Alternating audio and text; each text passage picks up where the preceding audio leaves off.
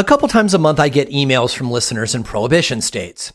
They always express frustration in learning of all the cannabis opportunities in other states while their own state continues to live in the 1980s. My heart always goes out to these folks. I'm talking about you, friends in Idaho, Utah, South Dakota, Nebraska, Alabama, and Indiana, where I went to college and slanged. I also feel for y'all who live in states pretending to modernize and yet having CBD-only cannabis laws, THC maximums, or simply broken systems that don't feel like they will ever be repaired. Hell, that even includes my own state of Washington, where we don't even have pesticide testing on licensed products or home grow yet somehow. U.S. cannabis legalization is a wreck. It is mostly being run by politicians who don't know cannabis or cannabis medicine and are more focused on making donors happy than providing informed leadership. Between intransigent boomer politicians and aggressive business-focused lobbyists, American cannabis is proudly evolving the worst of all possible situations. Now, this all sucks. But understanding the dynamics of what is going on is a major key to us getting it all sorted out. While it is most common for we cannabis folks to have a toke and mind our own business, there are a handful of cannabis policy researchers out there who are keeping score, looking at history to see what has worked and failed in the past, and are coming up with novel ideas that help us understand what the hell is going on and why. These are the individuals who are needed to lead us back to sanity. If you want to learn about cannabis health, cultivation, and technique efficiently and with good cheer, I encourage you to subscribe to our newsletter. We'll send you new podcast episodes as they come out, delivered right to your inbox, along with commentary on a couple of the most important news items from the week and videos too. Don't rely on social media to let you know when a new episode is published. Sign up for the updates to make sure you don't miss an episode. Also, we're giving away very cool prizes to folks who are signed up to receive the newsletter. This month, we are giving away the entire Vashon Kush series from Farmer Fly Selections. 10 lucky winners will receive one randomized pack of these 10 new Vashon Kush crosses. To learn more about what the crosses are in the drop, check out at farmer_fly on Instagram. There's nothing else you need to do to win except receive the newsletter. So go to shapingfire.com to sign up for the newsletter and be entered into this month's and all future newsletter prize drawings. You are listening to Shaping Fire, and I'm your host, Shango Los. My guest today is Dr. Dominic Corva, PhD. Dominic Corva is founder and executive director of the Center for the Study of Cannabis and Social Policy based in Seattle, Washington. He is a sought-after speaker on cannabis policy and travels the world to consult for government and academic bodies on effective cannabis policy. He is also co-director of the Humboldt Institute of Interdisciplinary Marijuana Research at Humboldt State University, affiliate professor of sociology at Humboldt State University, and the cannabis policy specialist for the California Center for Rural Policy. He received his PhD in geography from the University of Washington. Dominic is also one of my most valued friends. I met Dominic as I was making my transition from the black market to community organizing medical cannabis cultivators back in 2013. His mentorship, connections, and support have been invaluable to my career, the forming of the Vimeo organization here on Vashon Island, and my eventual creation of Shaping Fire. It is likely true that Shaping Fire would not exist today if Dominic had not encouraged me to pursue helping cannabis patients and organized cannabis education events all those years ago. Finally, Dominic Corva holds a special place in the scene here in Washington State. As is true in most states, the cannabis scene here is pretty small, and we know each other, and many of us came from the underground. Dominic is someone everyone embraces because he gets it. His depth on cannabis policy is immense. Dominic understands the historical basis for everything we see happening nationally today, and he waves aside the bro science that constitutes policy discussion in most circles. Dominic is a cannabis policy oracle, and he is a big-hearted, lovable academic who is embraced by everyone I know. Today, we're going to discuss the impact of state licensing on long-term cannabis farmers in California, the awkwardness of prohibition and licensed sales existing at the same time, cannabis prohibition as a public health issue, the profitable injustice of nonviolent cannabis prisoners, the latest on electrical usage by industrial agricultural cannabis farms, and the rise of the citizen scientist. Welcome back to Shaping Fire, Dominic. Thank you, Shango. It's a pleasure to be here. I think this is my third time, and it's always great to be on your show. Absolutely. And actually, you were when I moved from the Ganjpreneur.com podcast over here to Shaping Fire on my own, you were my very first guest of the new show. So thanks for being back. And also, congratulations on your new collection of heavy-duty academic research entitled The Routledge Handbook of Post-Prohibition Cannabis Research. Wow. What a amazing collection of research here. And you and your writing partner, Joshua Meisel, edited quite a powerful tome interpreting the present with a firm understanding of the past and how we got here. The 30 chapters provide a substantial look into the most well-researched perspectives into these, rather complex cannabis topics. There's a lot written about cannabis nowadays. It's, such a popular topic in mainstream media, but we know they get a lot wrong all the time, and it frustrates us when we read this stuff, right? Also, there are small cannabis media companies inside of cannabis that aren't really mainstream who are just slightly better, but they still get details and perspectives wrong all the time. And then there is simply people with no background fighting on the internet. The variety of research in this new book is a different variety of any of those three. It's vigorously researched, and these are top shelf academics looking at these cannabis topics. And I want people to understand why this is a different approach than most of the stuff that they read out there. So will you start us out by explaining how a collection of academic papers like this is unlike the other examples I gave? Yeah, sure, Shango. So there's really two things that I define as, part of post-prohibition cannabis research as opposed to just cannabis research. Post-prohibition, first, let's remember, is a term that I use to refer to cannabis with, not after prohibition, cannabis legalization with, not after prohibition. And the concern as a social scientist and as a geographer was to collect, across 5 meta-categories, examples of research that did two things, one of two things, and sometimes both of two things. One of those I think people are more familiar with, which is, now that cannabis is legal, we can actually research, positive things about it. And the defining prohibition research agenda was that really you could only research things or get funding for research to look at how, cannabis was bad, right? Yeah. And so that's the kind of the first level, and that's a real accessible one. I think A.D. Wilson Poe's opioid substitution chapter is a really good example of that. But the other part of it is that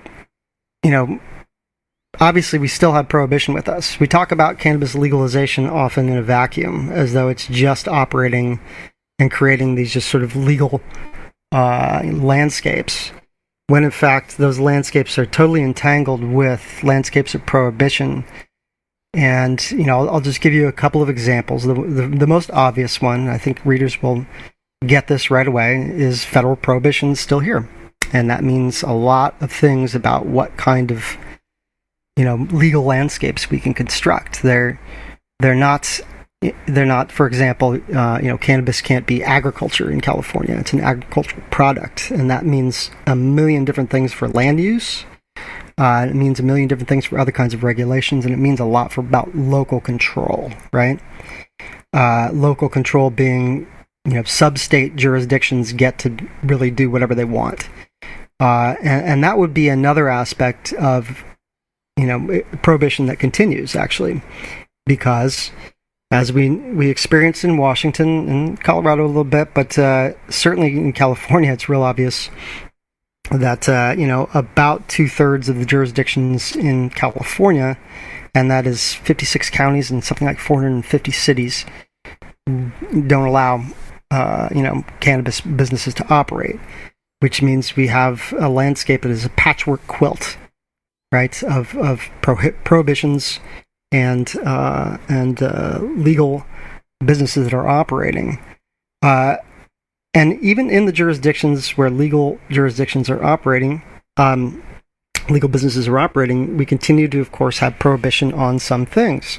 So Washington State, most famously, obviously, does not allow home grow. It is illegal. It is prohibited. So in Washington State, therefore, legalization with prohibition means, yeah, we've got legal cannabis, but you can't grow it at home without a license. And you can't get a license to grow it at home.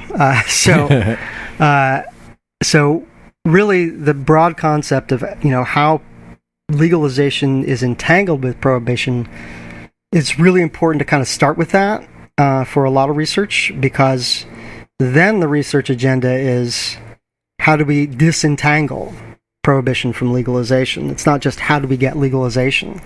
It's that even though we're getting legalization, we also still need to work to disentangle prohibition from it and get rid of it. And so some of our authors are really sharp about this and focused on it. And I think that Sunil's chapter in public health is a very interesting example of a challenge to public health as an institution, as an academic meta institution, where there's still have a lot of those prohibition assumptions that are attached to what they do. And Sunil talks about really like they don't recognize the right to spiritual health as part of what's on their agenda. So they can't support research that is about that kind of positive. The last thing I want to say is that there's kind of a third degree as well. And it's a contextual one, which is to say that legalization's politics are connected with and entangled with other kinds of politics. And by that I mean legalization may, in especially urban areas, be entangled with what might be described as especially public safety oriented kind of liberal politics that gets in the way of the implementation of legalization. You can think about, what about the kids, as kind of that research question that is kind of a liberal prohibition question, because it doesn't ask whose kids, right? Yeah. And then also, there's a very interesting entanglement with maybe what are usually thought about as libertarian and right-wing thoughts about the free market, right? And whether we should be, deregulating especially small businesses, let's say, which is not traditionally something that is on a left or liberal agenda. So all of these things have an effect on what kind of legalization we get and where. And it's important to think about those entanglements. So we're promoting research agendas that almost nobody else really are thinking about. The entanglements with prohibition, the entanglements with other kinds of politics. And we do this, it's a pretty big, broad set of observations, by organizing it in 5 meta issues, right? So governance, public health, ecology and the environment, markets and society, and culture and social change. And these are kind of interdisciplinary clusters. So when you say academic means a lot of different things. Academia is divided into a lot of silos that we call disciplines usually. And so the disciplines that really haven't gotten as much run, I think, with either funding or recognition, are the social science disciplines, which have a long history of critical analyses of prohibition, which is super important, right? So we really got to draw on that, right? Like, if we want a legal landscape that undoes the harms of prohibition, then we need to draw on observations, insights, and research about prohibition's harms. And those are found pretty exclusively in the social sciences. And so we have a really broad array of folks from different disciplines or from interdisciplinary research clusters. It can get a little complicated, but broadly speaking, I think everyone kind of understands, okay, governance is like, the law, democracy, institutions, public health includes biomedical research, as well as, citizen science even. Ecology and the environment isn't just about, the impacts of outdoor cultivation on water supplies. It's about energy, right, and energy use.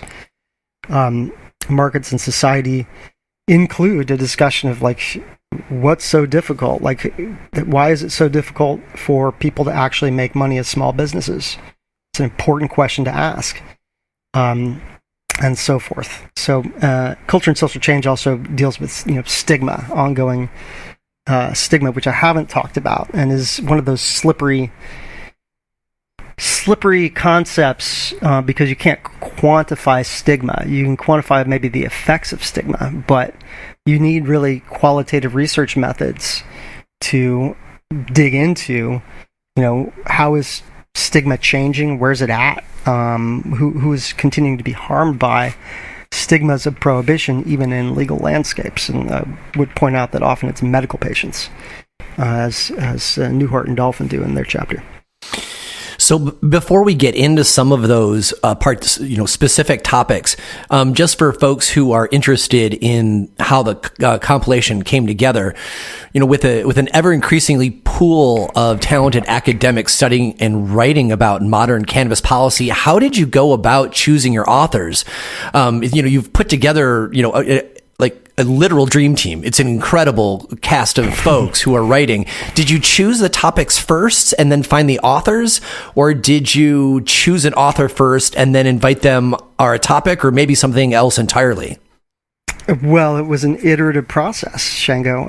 And so do you want me to walk you through the whole thing, or just give us a thumbnail because sure, because I'm looking for any agenda that might be underneath the people that you chose, and then particularly how one pulls together such an incredible group. But you don't have to go deep into it because we want to move on to the topics swiftly. Right, sure. Well, basically, once we had figured out the structure that we wanted,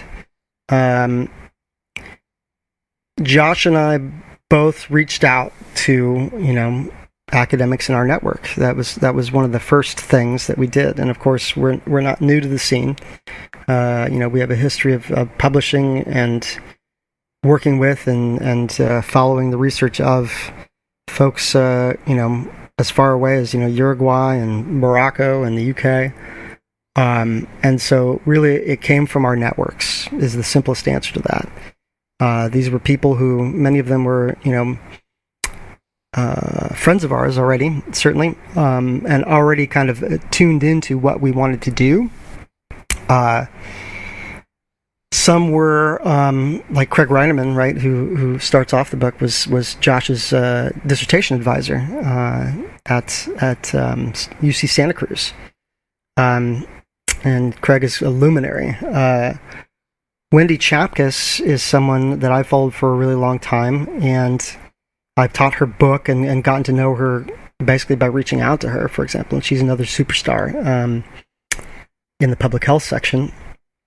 And so there weren't a whole lot of strangers, really. I'd say that there were a number of people we reached out to, and they said no, right?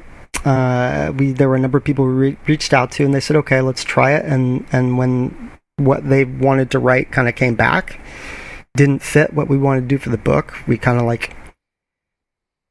we either worked with them to come to an understanding or let them keep going. So some of these were kind of famous people, and I don't want to bag on them. So yeah. And then there was some other folks that just kind of, let's say Carl Hart was very busy. He agreed to write a chapter, and then there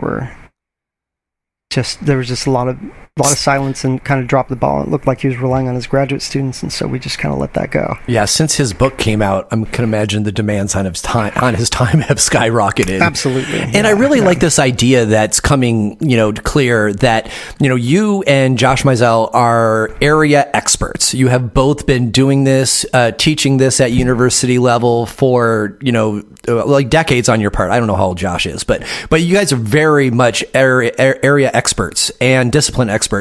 And the two of you just worked together and curated from all of the people that you have access to, and you chose the best of the best who were, also interested. So thank you for that. Your in your introduction, co-written with Josh, you say that this book is intended to encourage critical research agendas that address the continuity of prohibition in legal cannabis frameworks as they remain entangled with the continuum of global drug production, right? Very similar to what you said during our introduction today. Yeah. But there's so much to unpack there, right? What piques my interest in that heavy duty sentence is that no one country's relaxation of cannabis laws happens in isolation. Right. Countries are forever interdependent, even if they think they're doing their own thing. You and I talked about that during episode 1 of Shaping Fire when we talked about policy transfer, right? Yeah. And this is especially true in regards to the drug trade. So let's start out. Please talk to us a bit about how we are seeing the global dynamic of cannabis production, distribution, and prohibition shift around as countries begin to embrace cannabis. Yeah, so I think that sentence actually ended with global drug prohibition, but production is part of it. So, I think, for example, you can look at, the chapter on Morocco by Kenza Sahi, where basically they've been cultivating cannabis for thousands of years, in that area.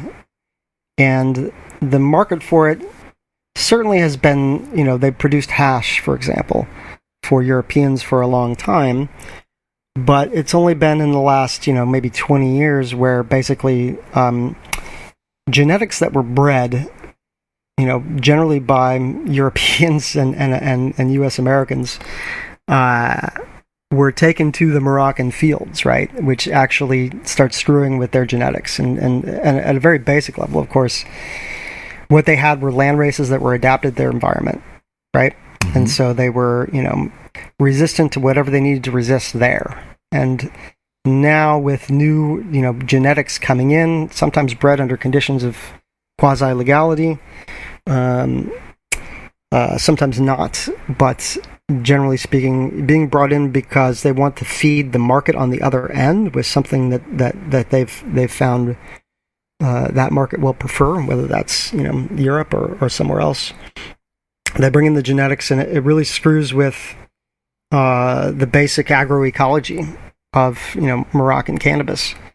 So that's one example. You can also think about the opening up of cannabis trade internationally, which hasn't happened to the degree that I think some people think. As, of course, beginning to affect the livelihoods of folks who've been producing cannabis in other areas. Right now, legally speaking, obviously, Colombia's done some exporting, right? I think Uruguay has, and I think both of those have been through Tilray. But that's a shift towards kind of the globalization that we've been familiar with, around other commodities, for 30, 40 years, right? The supply chains that are rely on cheap labor to produce a low-cost product and get it to a market that has money that will pay more money for it. And so that's sort of a mundane, problem with globalization is that, labor gets screwed, for example. In the first world, the so-called first world, but it's also kind of funny because the drug war did something during the age of globalization, which is kind of crazy. Which is it was anti-globalization. We got domesticated U.S. markets, right? The production that we used to import from Mexico, Thailand, Colombia, and elsewhere. Has been displaced significantly, and starting about 20 years ago, pretty close to half of what we consume in this country started being pretty much grown here, and so there's a lot of kind of counterintuitive explanations for what's going on, and some of those involve applying critiques of globalization to critiques of globalizing weed, right? And some of them are, well, then where does global prohibition come into it? and then you're off down a rabbit hole. So obviously, in countries that continue to prohibit cannabis, it is much, much harder for them to attempt to continue to do so.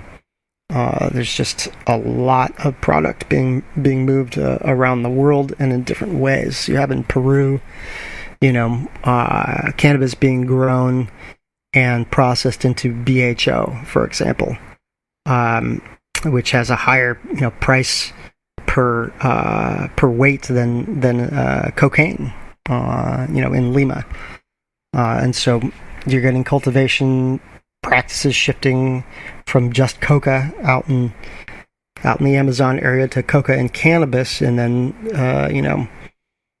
processing into the refined product that's smaller and easier to smuggle. And where does that go? Well, it goes to Lima. It probably isn't coming to the United States because we've had our extraction game, explosion here already, and there's a vast oversupply of for example, BHO in Washington. So those are just a few examples of what I mean by that. I would think that the patchwork that you described that we're all aware of in California really plays out the same if you look at the global presence as well. Yeah. And it must really cause a whole bunch of odd imbalances and contrasts when countries as a pool are both holding on to traditional prohibition that was pushed by the West, plus now everybody wanting to, increase health with medical, and then also now this entrepreneurial approach where people are trying to commoditize cannabis, and all three of these are happening at the same time. And these market inefficiencies must just be dazzling as a social researcher like yourself. Well, yeah, I think you're exactly right. The patchwork quilt exists at the local level, it exists at the state level, and by local I mean city and county. So there's patchwork quilt upon patchwork quilt upon patchwork quilt upon patchwork quilt. Regionally, North America, globally.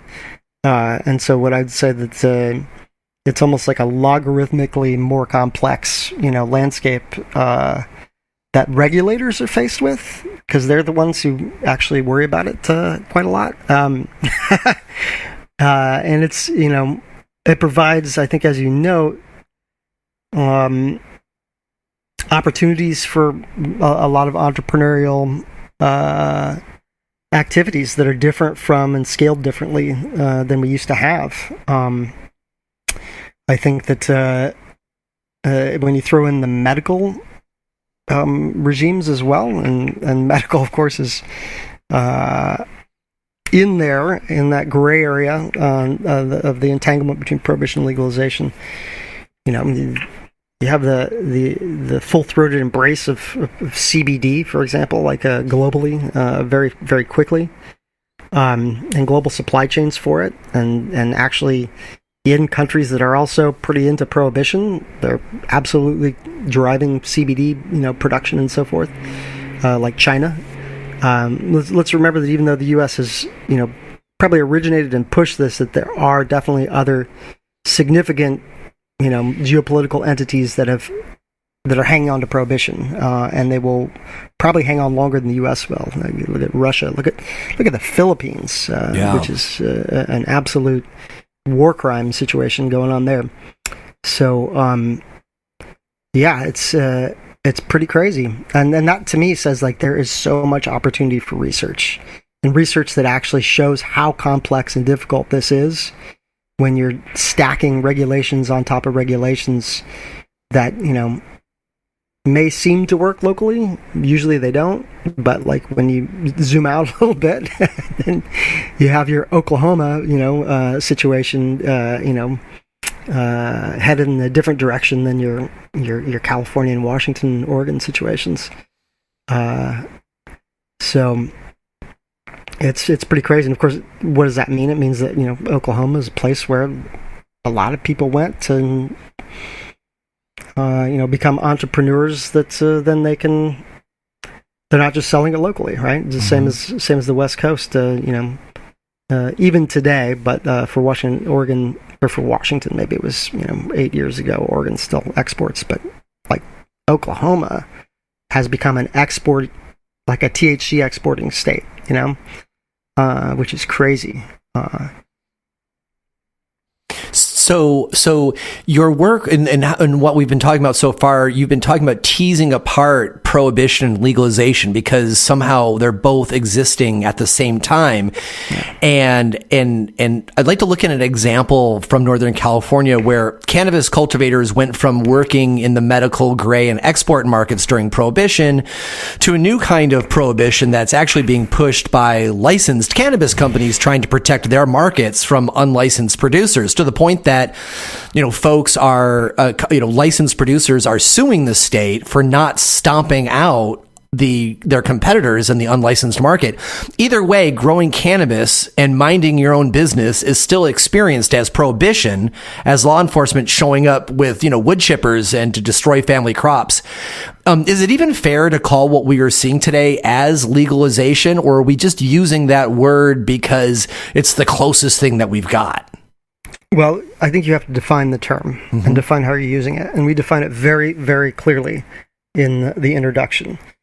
Legalization is the licensing and regulation of a supply chain from seed or clone to consumer, basically. And if you have that, you've got a form of legalization. So it's do you have a carved out space, whether or not you still prohibit it, in other ways, where cannabis can travel entirely under circumstances that are regulated and supposedly tracked.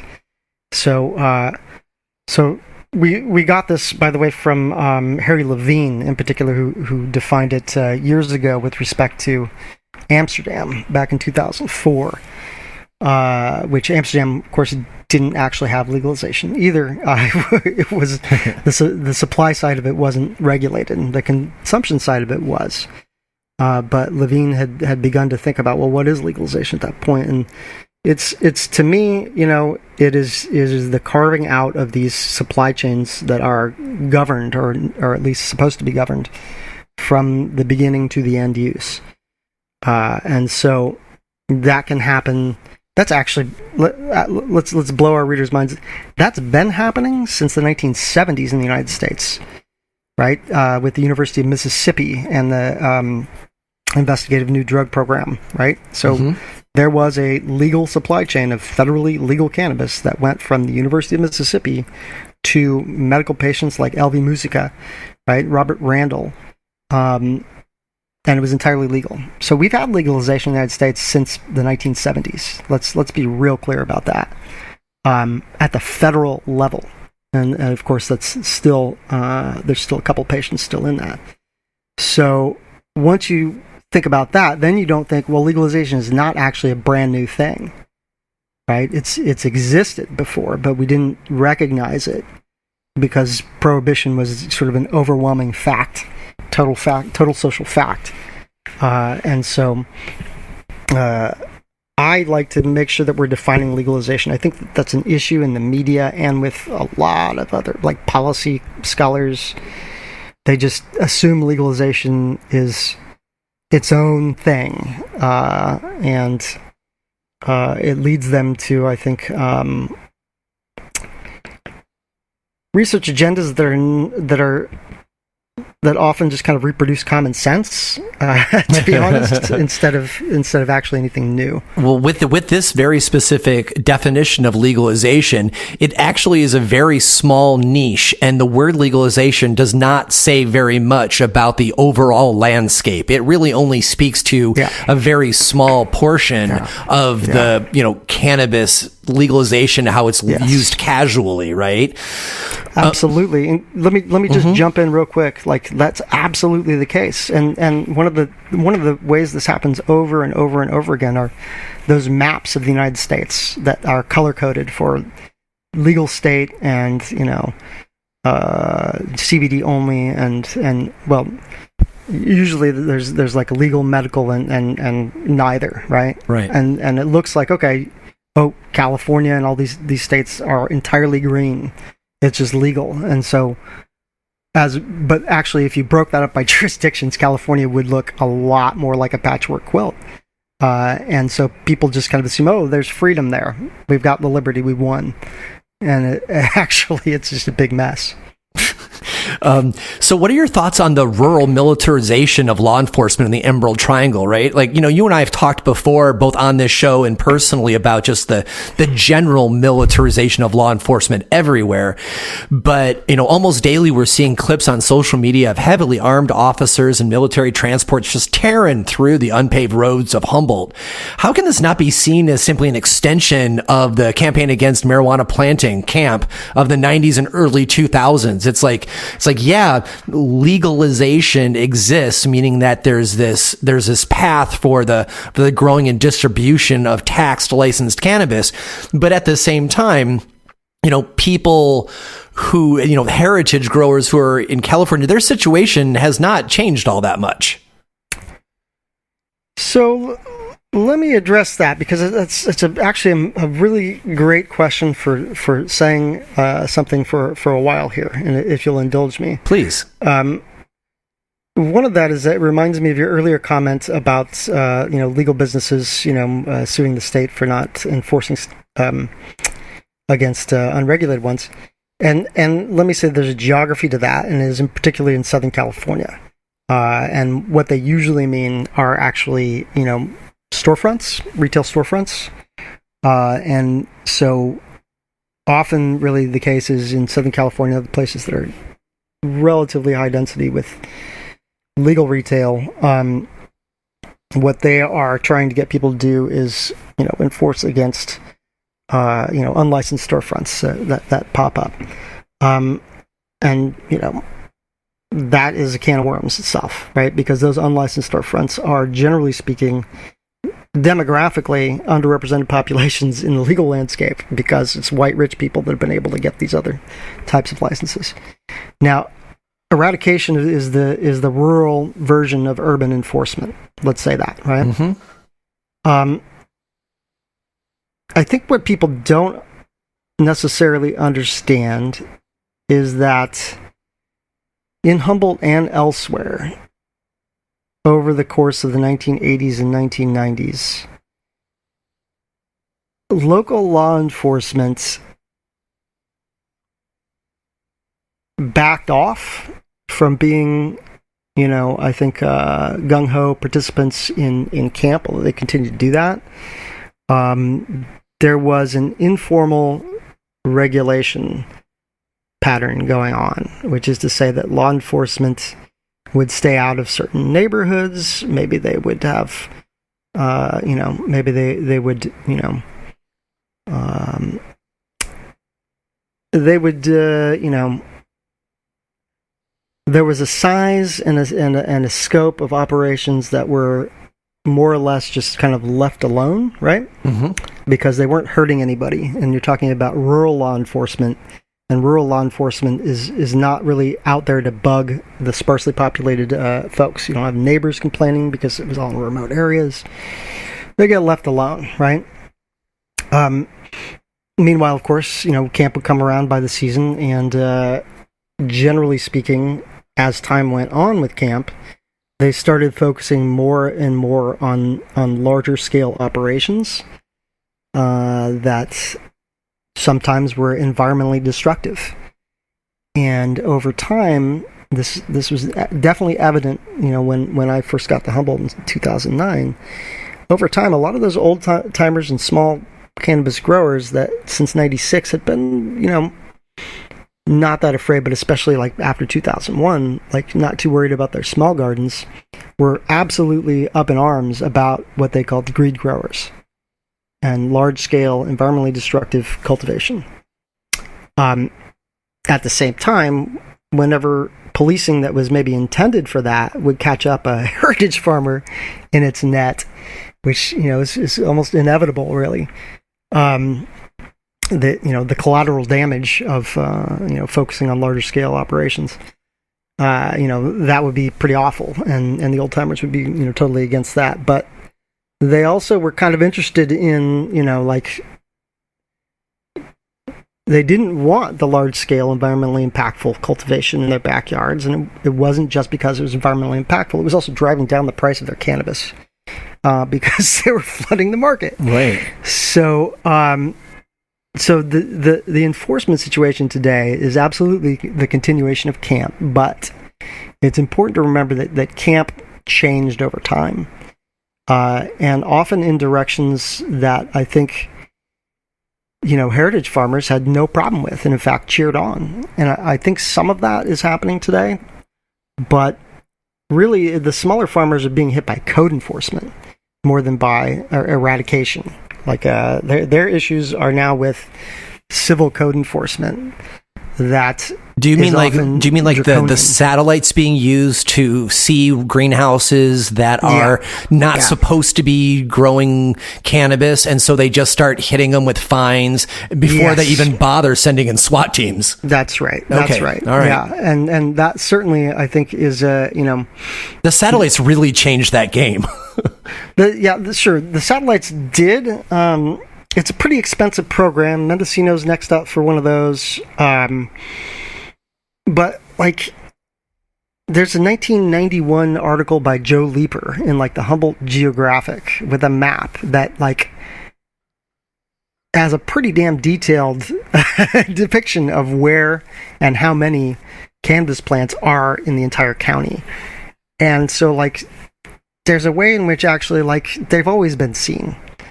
The question is whether they're left alone or not, and to what use. Where does that information go? Well, it used to go to law enforcement, but now it goes also to code enforcement. And code enforcement is it is a part of civil government that is, not always, connected to the broader, maybe county vision of trying to protect its citizens. By its nature, code enforcement is out there to weed out the wrong types, right? Mm-hmm. The people you don't want in your neighborhood, the people with their, if they're, maybe there's abandoned cars on their property, maybe their house isn't up to code. Code enforcement is really a form of law enforcement against poor people, usually. And so this is kind of different in rural areas than it is in urban areas, but it's been real significant across the landscape. I mean, you have Sonoma County, let's say, right, which largely accommodated medical cannabis and commercial medical cannabis at that. In 2013, doing a joint task force, raid on mostly Hispanic, neighborhood called Roseland, right? It's 33 houses, and you look at what they got, and it ultimately ended up at under 3 pounds a house and it's about $600. Wow. Both of which were not really, an issue for the white people, right? They were being left alone. You have the city of Clear Lake, which actually, at the onset of the financial crisis in 2007, defunded code enforcement entirely because they were broke. And for 6 years, they didn't have code enforcement. And Clear Lake is a very, very, very poor town. There's demographically more in common with a city in the Appalachians, mm-hmm. to the east than it is the, state of California. And what happened was city of 10,000, probably half of the houses had backyards full of cannabis being cultivated, basically right out there in the open. So once they recovered from their budget recovered in 2014, they reactivated code enforcement specifically to deal with their so-called problem, the backyard cannabis cultivation problem, which certainly had some negative effects and had negative effects associated with it. Let's say that rip-offs are a pretty good example of something bad that can happen when cannabis is being grown entirely out in the open under conditions of prohibition. You have valuable crops; they're right there for the taking. And that stuff gets violent fast often. And that stuff gets violent fast, right? Exactly. So the landscape now is certainly, yes, camp is out there. Camp is, and not just camp, but local joint task forces as well.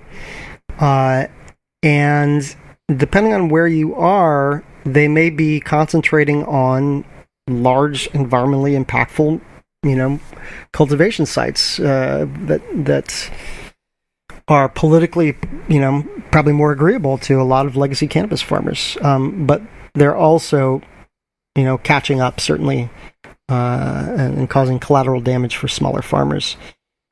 So it's complex, but it was always complex, I guess, is the short summary of this long answer, is that, yes, it's like camp, but camp isn't necessarily something that was the same. Like the 80s and 90s were really, it's gung-ho, hit the small people, political, thing.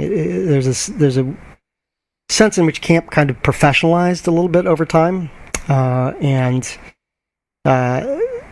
and also justified its funding by getting plant counts, so they weren't as incentivized to go after smaller growers. So, whether it was a moral decision or not, it became, more profitable for them to go after very large-scale cultivation. Right on. So let me reintroduce you before we go to commercial. You are listening to Shaping Fire, and my guest today is cannabis researcher Dr. Dominic Corva. We're going to take a short break and be right back. Cannabis folks are innovators and problem solvers, and we like to make money. Have you developed a tool, technique, or plant that you want to protect and monetize? You'll likely want legal representation that is experienced, accessible, and shares your values. Plant and Planet Law represents a wide variety of clients who choose to respect the environment while pursuing their business goals. Have you invented a machine or gizmo that you're bringing to market? Did you discover a breakthrough environmentally friendly pesticide or fertilizer formulation that you're about to start selling? Have you bred a cannabis plant with attributes not found anywhere else? Attorney Dale Hunt and his Plant and Planet team have established genetic patents in over 30 countries. Working to help entrepreneur scientists throughout the life sciences, Plant and Planet represents environmentally positive clients in cannabis and other botanicals, fungi, water purification, clean energy, emulsions, and medical applications. Plant and Planet helps people protect what they've created. If you are an early stage company with an established idea and are in the process of fundraising, often the investors require intellectual property protections happen at the same time. Plant and Planet can be your sole representation, or they can integrate with your existing legal team and plug in their specialties. Plant and Planet is made of scientists, lawyers with a real passion for cannabis, inventions, and the environment. They have the scientific and legal depth to help you establish patent protections for your great idea. You don't have to go it alone. Friendly, qualified, and honorable legal representation is available to you.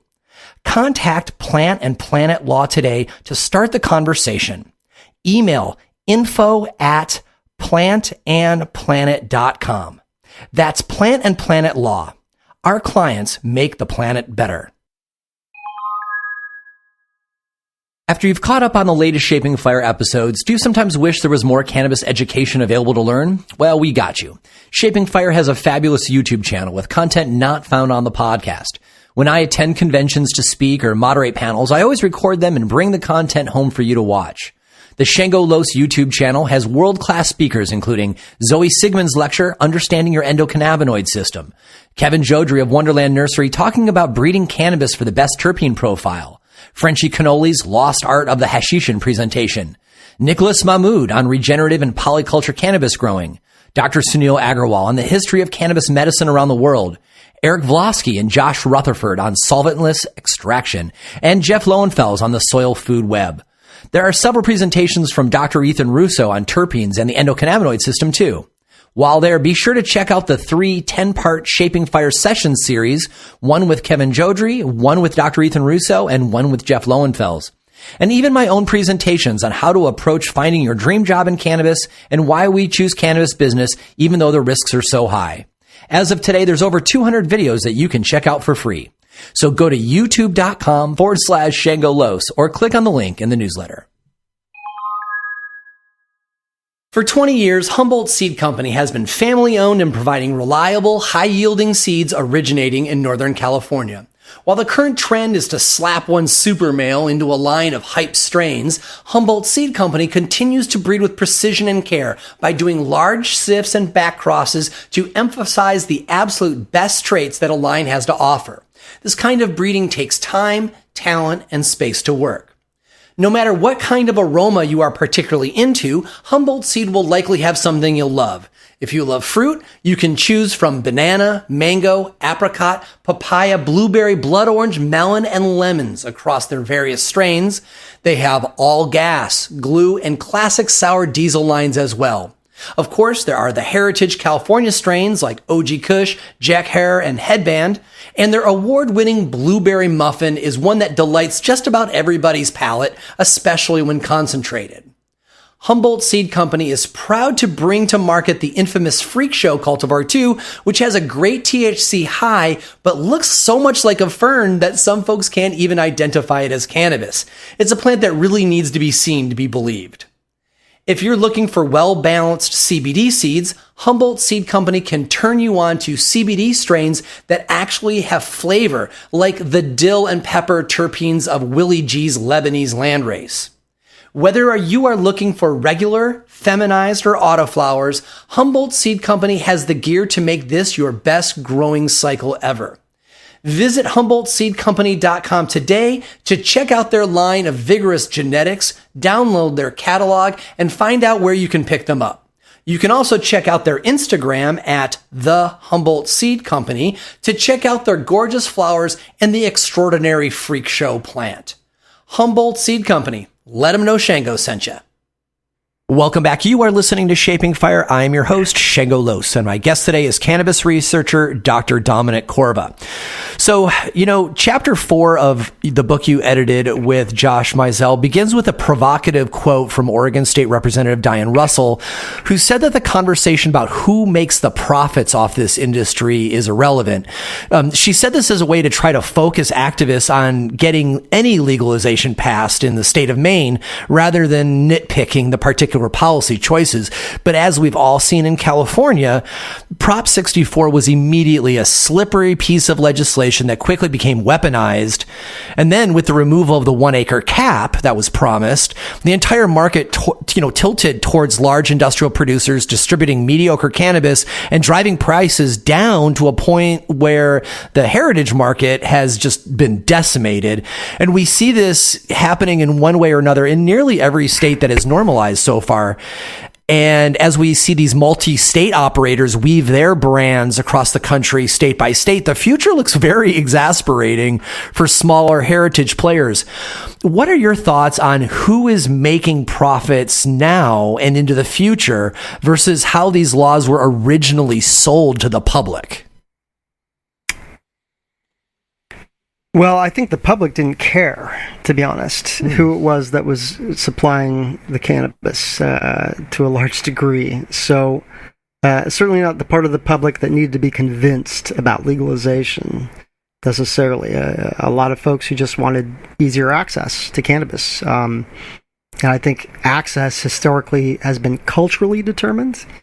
It's your friend, that is into cannabis, and maybe comes from a place where it's around a lot. Maybe it's your friend that's a grower. It has been difficult for some. I remember a Seattle journalist years ago happy that he could just go to a store because his dealer was so unreliable before. And so let's just say that the people voting for legalization, or at least the voting bloc that mattered, definitely were not the cannabis culture people. They're a very, very, very tiny percentage of the population. And literally they were going to vote for legalization, wherever. So, first of all, I don't think that legalization was sold originally as an economic justice thing. That conversation has shifted tremendously in the last 8 years, and primarily because of the Black Lives Matter movement and the way that particular social movement has highlighted the whiteness and richness, essentially, of ownership in the cannabis industry. But let's talk about that. Let's talk about what that actually means. When you refer to multi-state operators, we're usually talking about operators who are getting their funding from being listed on the Canadian Stock Exchange, usually. And so who's making money? Well, none of those MSOs are actually making money, or very, very few of them. What they're doing is losing money until their competitors can go out of business. That is a tried and true, method in the United States that especially developed, since Silicon Valley and the tech sector. That all you had to do was scale up and buy everybody, and it didn't matter if you lost money. You could always go back to the stock exchange and raise more money until basically you could go into the green. And I don't know how many tech companies lost money, or are even continuing to lose money today, whose CEOs and founders are making, tens of millions, hundreds of millions of dollars while they do this. So the companies aren't making money, but the CEOs and the founders and their officers are making money because they're being paid like corporate America, right? Mm-hmm. Like, what do you pay a CEO in the United States? Well, usually it's something absolutely ridiculous, because that's what essentially, early 21st century financialized capitalism has done. It's created enormous inequality in terms of income, and the people who are kind of sitting at the bottleneck, just like, extracting, what would be an enormous amount of money to any other individual while their company loses money, those are the people getting rich, and they tend to be white and they tend to be male. That's absolutely the case. So, in the cannabis industry, the media part of it really has fallen down about this, because so many people want to talk about how much money is being made, how much revenue is being made in cannabis. And of course, that's a stupid question. How much money is being made in cannabis means nothing if you balance it with, well, how much is it costing us to actually make that money, right? Because that's where you end up, with net revenue losses, even though you're raking in millions and millions of dollars. That just means you've got a lot of sales, but you had to spend money to get there. And so ultimately, it's these large MSOs that, can lose money, but while small businesses can absolutely not do that, right? They will go out of business. They will get acquired. In fact, that's probably the strategy of a lot of folks who actually did transition to legalization at this point, is they've been barely getting by, or not at all, and they're positioning their businesses to get acquired so they can get out of this, because they didn't sign up for basically a business model that was absolutely no fun and had absolutely no reward to it. And so really they, most of them got into cannabis to get out of the rat race, right? And so legalization puts them right back in the rat race, and nobody wants to be a rat racing around. So this is an interesting question across the landscape, but it's that like popular assumption that anybody who starts a cannabis business must be loaded. That is a problem, and it's entirely because of all the IPO pumping that's been going on. The media really is all about celebrating how much revenue comes in, and they have absolutely no, on the other hand, these are the costs of doing business, and we don't get to, deduct them, when we pay our taxes, because cannabis is still illegal. So, that's an issue in a couple of ways, and I'd say that it gets real messy when you start talking about a lot of these equity programs that are, oriented towards diversifying ownership in the cannabis industry. Because being an owner in the cannabis industry is not the reward for, someone who is not a corporation that you would expect, right? Like, it's an invitation to go bankrupt.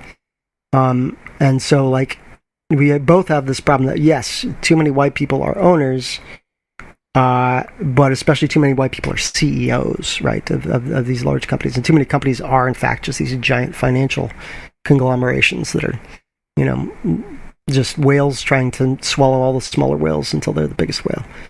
So that's a problem, and that problem is almost entirely produced by the, levels of regulation that are required. That you can lose a bunch of money and just, pay those costs of regulation and upkeep and unpredictability in the marketplace if you have access to essentially a revenue source that is, a public stock exchange. You just sell more shares.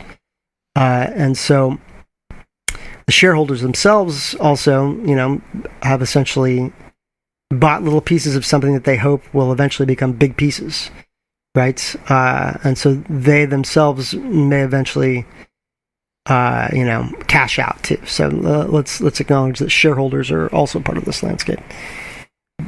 What's the demographic of those shareholders, right? Well, there should be more research on that. I think it would be an important thing to uncover, really, is how financialized is the cannabis industry, and what are the demographics of that financialization?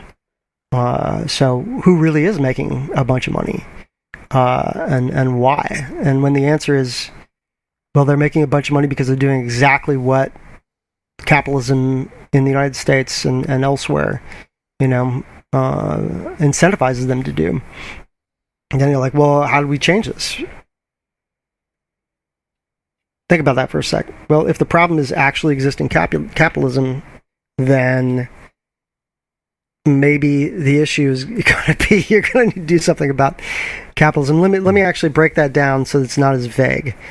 By capitalism, let me refer to the financialized sector of our GDP. Let us separate out the capitalism of small businesses and entrepreneurs and livelihood operators, who are also, if you depending on how you're defining capitalism, is, for example, using waged labor, right? They're practicing capitalism, but they aren't practicing the kind of capitalism that operates through stock exchanges.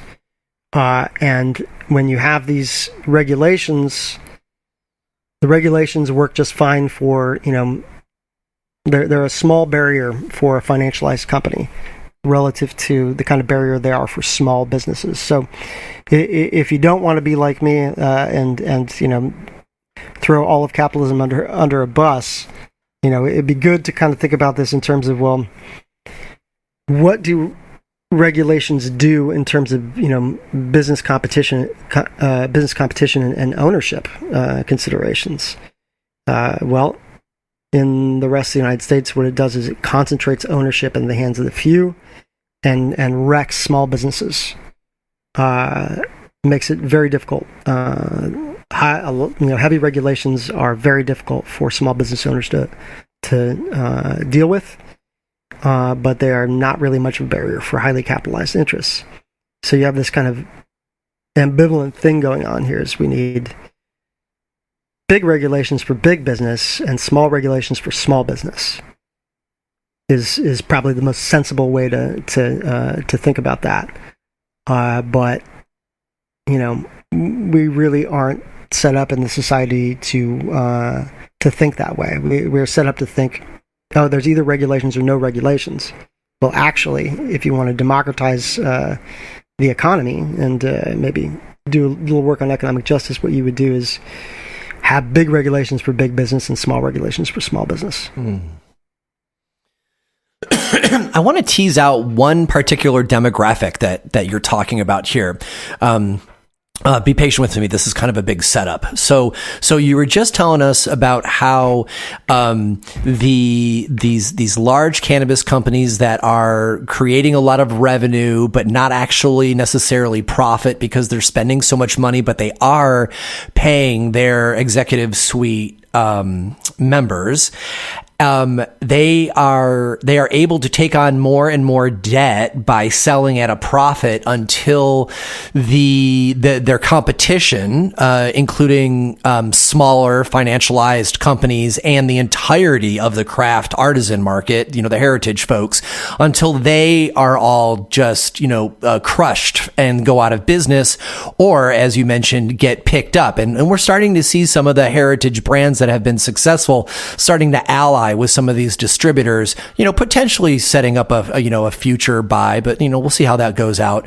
I'm very interested in the vast majority of heritage growers who are actually buckling under the weight of the low prices and the fact that they don't have the same efficiencies of scale that some of these industrial agricultural cannabis producers have.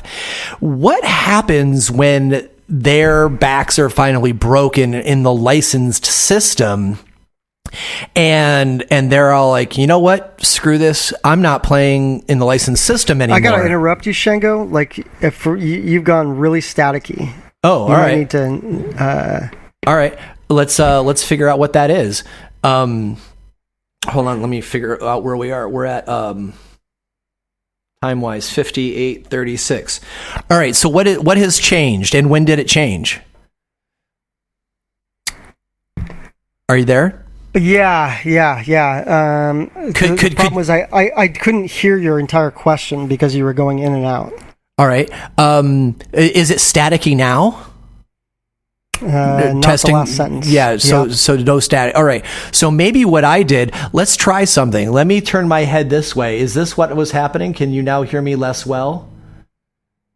No, you're just kind of quiet now. Before it was literally staticky. You'd go in and out. All right. Well, I guess I will.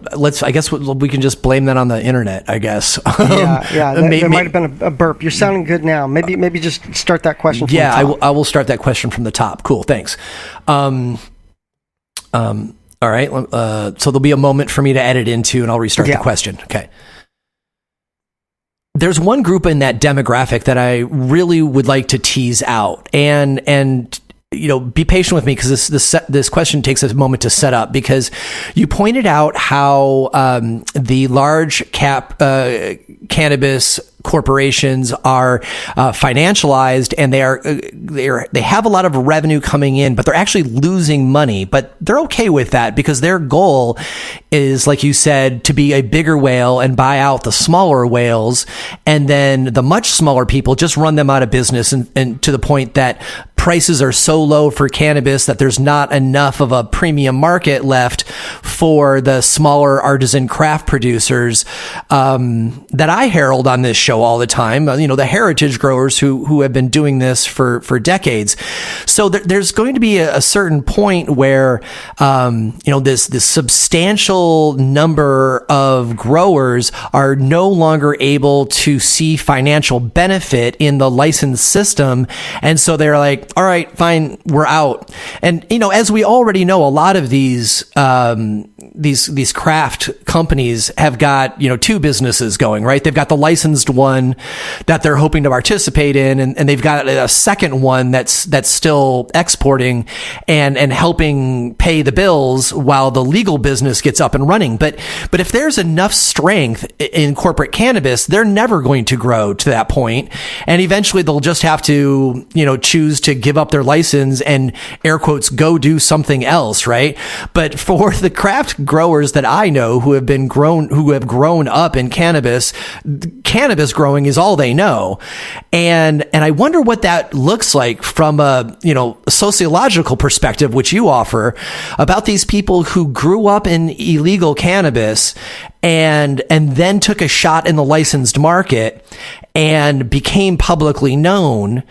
And the public market was so broken and monopolized by financialized cannabis companies that they have to go do something else, and I suspect their first choice would be to go back to the unlicensed market, which has now grossly changed, both in California and in the markets that they used to and still do to a certain degree export to. So what do you think, from your perspective, seeing the grand landscape, what's going to happen to this particular pool of heritage growers who eventually give up and say, I can't do this in the licensed market? What do you think, or what have you seen these folks starting to do when the black market is so changed? Well, let's say,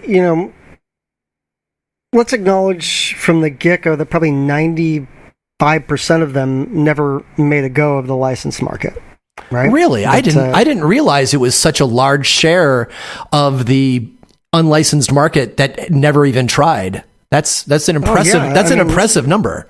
Yeah. I mean, I'm pulling that number a little out of my butt, but it's also a matter of you look at Humboldt that had an estimated to say 15,000 cultivators on the eve of legalization, and they have 800 800 distinct owners of cultivation or other kinds of licenses right now that are going through the permitting and licensing process. So that right there is 90%, right? Roughly. And Humboldt, had a very high concentration, also has a very, very large amount of licenses per capita, way more than anybody else. So, Mendocino, certainly, similarly, you're already actually seeing in Mendocino and elsewhere the revenue reports of the last year of, all these people that had permits and were operating but are not reporting revenue this year and don't appear to be operating. So we're already going through an extinction event in that sense. And so there's kind of two things to think about here. One is, returning to the unregulated markets or participating in it as a way to try to stay in place and not become displaced from their communities, right? Finding something else to do in terms of an occupation. There's also displacement. Definitely a lot of people went to Oklahoma lately, right? So these are all, different outcomes, staying in place. And if your name is already in the system and your property is already in the system and you cease to be a licensed or a permitted operator, stop reporting revenues, you stuck your neck out. And so the odds that you're going to be able to stay there and do the same thing are pretty low. Yeah. Because they're looking for you and they're wondering what happened to you. So there's that aspect. I think that it's important to realize that a lot of operators, there's many different kinds of heritage farmers is the thing I'm struggling with here, Shango. And some of them have been, at the cutting edge of indoor and, breeding and staying on top of the latest cultivars and regenerative agriculture and stuff like that. And then there's, a lot of folks that, were not. They were growing and they had places to send it. So adapting, I think, to new things, especially, staying on top of what it is you can export, because it's not just anything anymore. I think that adapting in terms of what it is you're growing and how you're growing it are two big things. And certainly reducing your inputs and staying, low impact. And I mean that, environmentally as well as socially, right? Staying under the radar. These are all adaptive strategies that people are using. I want to say that also within the licensed market, the problem isn't just the MSOs overproducing. The problem is that California cannot open enough retail. That, like, again, 2/3 of its jurisdictions, don't have retail. And so what that means is that there's more and more product going to, the amount of stores that is staying completely, the same. And that drives down the cost of, or the price of wholesale cannabis, and eventually a little bit drives down the price of the consumer. But then what's also happening is, distributors, distribution licenses are operated as burners. So then you have these entrepreneurs who basically acquire distribution licenses, buy up tons of product, and then report it all lost or stolen, basically, right? And so it's like, yeah, your price on the your wholesale price that you can buy on the legal side is like down to very, very little here, $400, $500, $300, and then you can turn around and export that somewhere else for 3 times as much, per pound. That's when, I think we talked about this before, that's when basically the legal market becomes the diversion market. Yeah, right? The diversion market. And so that kind of interplay between the unregulated and regulated, diversion and not diversion dynamic is homeostatic in a certain way, because now the unregulated market gets flooded and drives the price down. And so anybody going to the unregulated market and hoping that's what saves them is going to get chased by this flood of, diversion coming from the license market. From the license market. So there's a dynamic that's not just like what's happening this year, it's like what's happening next year. And so this is all very difficult, right? What I will say though is that obviously, there's no logical reason why farmers shouldn't have direct to market access. Like, why did they have to go through distributors and retailers? Why can't they sell directly to consumers, right? And so, if they got that right, as any other farmer or agricultural sector has, you can sell your apples, on a farm stand. That's not nobody. You don't get arrested for that. Then that would help, right? Mm-hmm. I think that. The other part is, like, if you are producing the absolute top of the line craft stuff, right, then your market share isn't falling, because basically those, corporate cannabis at large scale can't produce quality that is high enough to attract the sophisticated consumer, right? Like, the sophisticated consumer is barely even patronizing the legal market. Right. Anyway, right? But the fact is, I remember in 1993, 94, my stoner buddies, coming to a party and they're like, we got the kind bud, and I was like, how much did you pay for that? And they're like, $400 an ounce. And I was like, oh my God, because like what we were buying was like, $100 ounces of Mexican seeded stuff. And, right. I didn't know, why a poor college student would choose to purchase a much more expensive product, until you consume it and you see the difference. And you're ruined forever from Mexican brickweed. And exactly. And the fact is that over the course of the 1990s and 2000s, people literally chose to spend 4 times more, on the consumer end. Because they could have bought the Mexican, but our entire domestic market shifted towards the more expensive stuff because it was that much better. And so, again, there is actual craft, production, which not every heritage grower has the ability necessarily to do. It will have shelf space. At prices that are, much more agreeable to the growers. So you have to actually hone your craft. In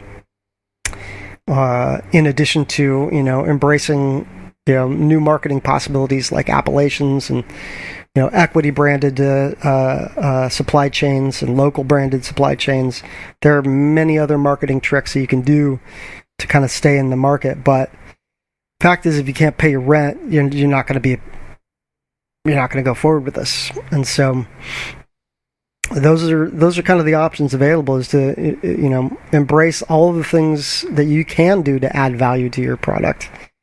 And usually that means smaller scale cultivation, because that's how you get really high quality product, not mass produced.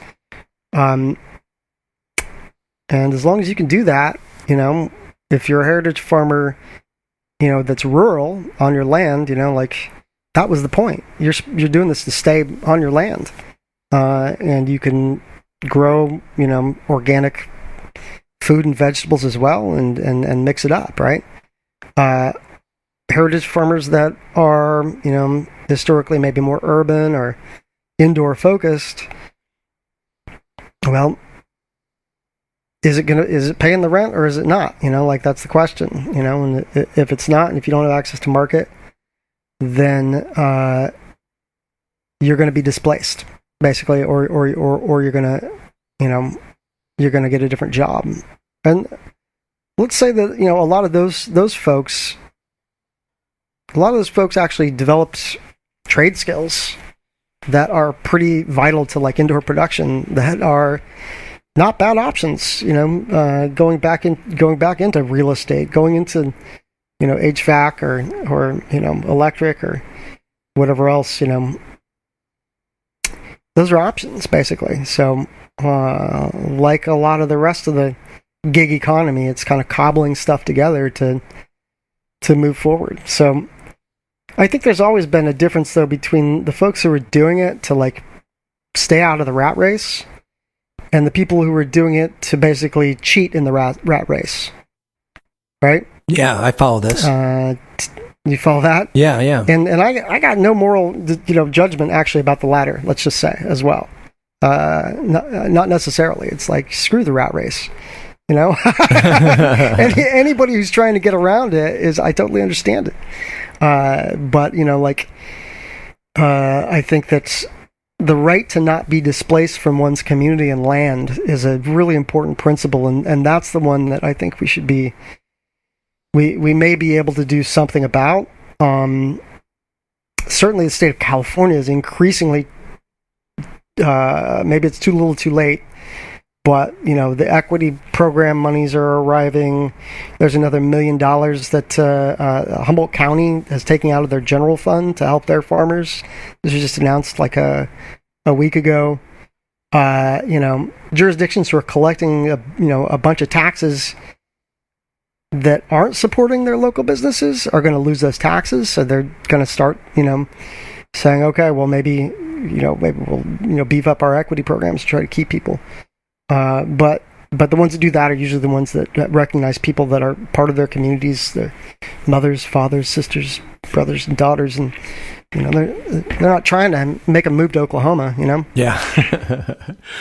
So for the rest of this set, let's pivot and move from more the governance and cultural disciplines into public health, and nearly everyone knows somebody who's being helped by medical cannabis at this point.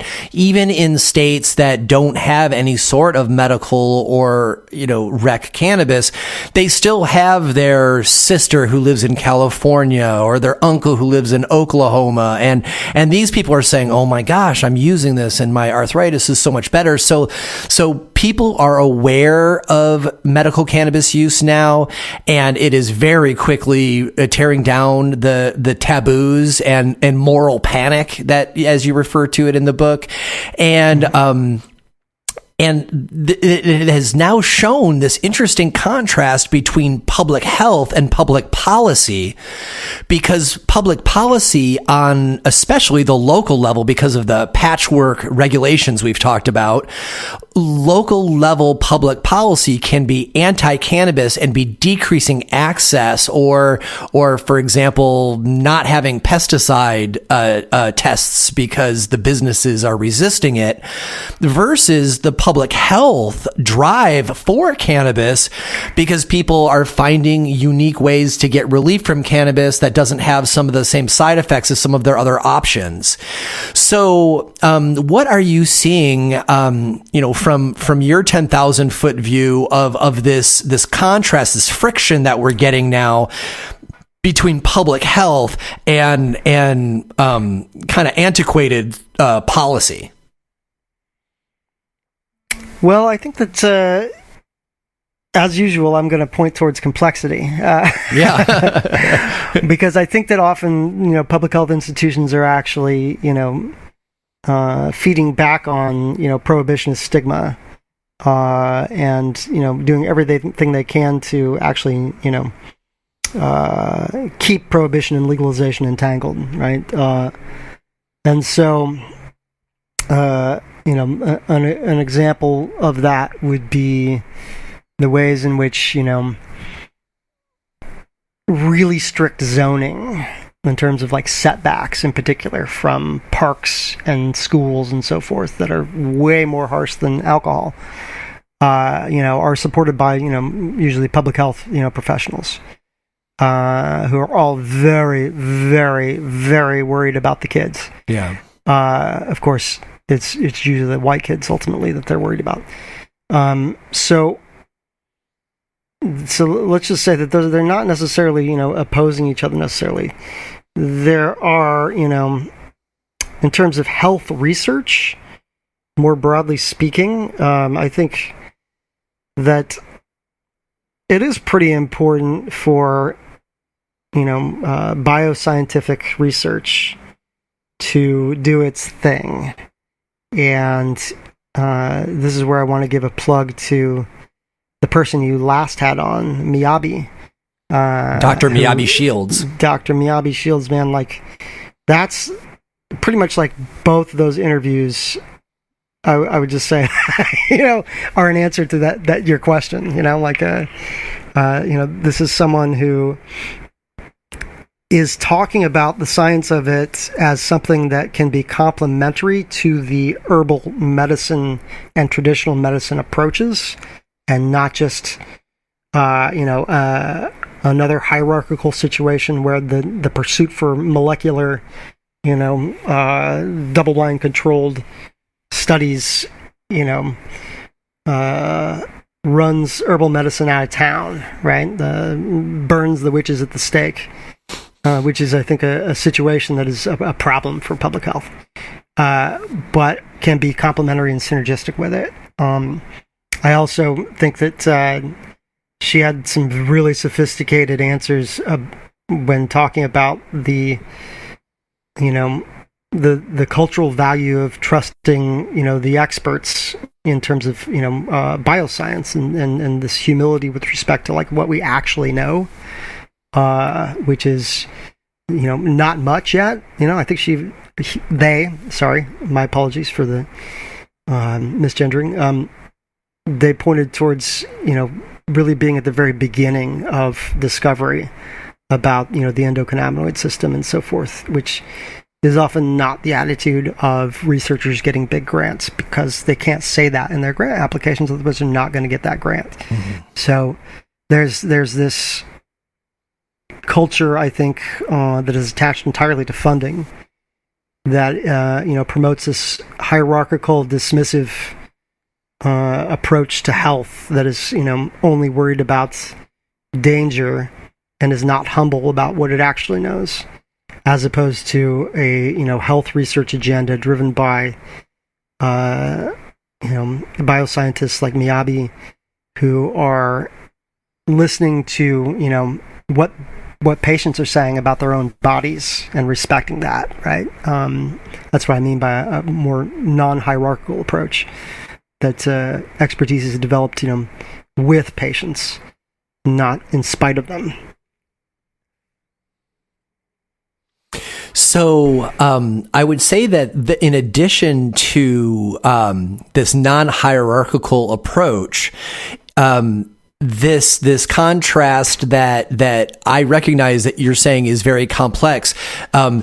It's also complex in other ways, right? For example, the limitations on scientific research still, that even though we know there's a great need for more research into the medicine, well, it's still really hard to get them approved using these controlled substances, or another, as we've seen play out recently in the Olympics, the regulation in sports making criminals out of athletes who are just trying to recover. There seems to be culture-wide friction between the public health benefits of cannabis and the kind of hangover of moral panic that drove prohibition for the last 50 years. Yeah, absolutely. So the health research has been a part of the moral panic historically. It's been maybe the main driver of it. Because NIDA, again, was funding research for 40 years on how harmful cannabis could be, and so I think that's important. I think that the Olympics example is a really interesting one, as is the general field of exercise and sport that Dr. Whitney Ogle talks about in her chapter in public health. That's when Whitney went back to do essentially a literature review, what she found was in the 1960s and 1970s, there were actually all these, the beginnings of a body of research that was about the potential public health or health benefits of cannabis in exercise and sport. And it completely vanished. So much so that, like, when you're starting a paper now and you're reviewing the literature, like you there's not much from the last 10 years, but there's a whole lot from the 60s and 70s, and so it's like a thread to pick up really, that got just completely obliterated and dropped. And in exercise and sport, obviously, when it comes to the Olympics, I think that what the scandal about Sha'Carri Richardson being disqualified from the Olympics had more to do with like a public, like, what? People being really? Flabbergasted. People being flabbergasted than any sort of like, oh, this is like a new thing. Because we had, Ross Robaglio, the Olympic snowboarder, 15 years ago was lost his medal, right? But nobody said, okay, let's change the rules. Therefore, like now, like this literally is okay. Wait a sec. Like, this is a really weird thing that we have disqualified a world-class athlete for using cannabis because we have listed it as a performance-enhancing drug, because that's how you ban things from our, from athletes. It's like like backing into the regulation. It's completely, and I do think that things will change. Although, here's the question for you, Shango: like, is cannabis a performance-enhancing drug? Can it be? I think that's like a next level question that, I would argue not to the level where it, should be banned, like steroids or something like that, right? But it is anti-inflammatory. It might help you recover faster. World-class athletes that use cannabis, including like NBA players, like at least half of them apparently, is that giving him an edge? And that's a research question, right? But you don't start from the point of it's already banned and then ask that research question. You say this doesn't make sense on the surface and it wasn't in here for any particular research reason. There's no research that said this is performance enhancing drug, therefore let's ban it. The research was like, is it illegal, therefore let's ban it, right? But like, that's, I think a very interesting research agenda, which is Whitney's as well. It's like, well, how can cannabis be integrated into, exercise and sport in a healthy way, and I think that's a legitimate question. But it's, I think there's a research agenda there about whether cannabis can be performance enhancing that shouldn't be connected to an already existing rule that bans people. But if we're going to argue that cannabis can be used when you're exercising, then you have to embrace that as a legitimate research question. Right on. Well, let's go ahead and take our second short break and be right back. You are listening to Shaping Fire, and my guest today is cannabis researcher Dr. Dominic Corva. There is no doubt that auto-flowering cannabis plants have finally come into their own. And Night Owl Seeds works tirelessly, bringing you autoflower genetics that are reliable, thriving, and with extraordinary terpene profiles. Night Owl Seeds is an industry leader because of the focused work of their founder, Daz. Daz is passionate about the cannabis plant and pushing what autoflowers can do, and cultivators know that these efforts show through in his seeds. And Night Owl Seeds really are extraordinary. Just take a look at the thousands of photos by fans on Instagram. The proof is there and obvious. Terpenes are complex and rich. Plants have vigor. If you are a fan of Mephisto genetics like I am, you'll likely also love Night Owl Seeds. Night Owl founder Daz worked with Mitch Mephisto to build the Mephisto brand for years, including breeding Mephisto's much-loved Sour Stomper and Cosmic Queen cultivars. I'm growing both Night Owl and Mephisto this year because I want the best. And Night Owl Seeds knows how to cultivate community too. Daz puts out great stickers, exclusive packaging for limited runs, and desirable freebies. He really draws you in if you love creative branding.